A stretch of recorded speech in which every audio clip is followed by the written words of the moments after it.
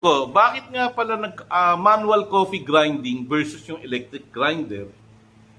Puro kayo nagmamanual, lalo na pag cupping. Okay, so hindi naman kailangan manual. Ang importante ron is yung velocity ng grinding.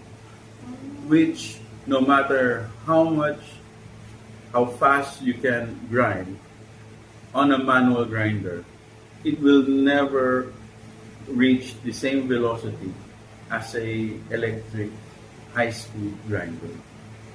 Okay, so it's not really whether it's manual or electric. It's about the speed and the velocity of the grinding.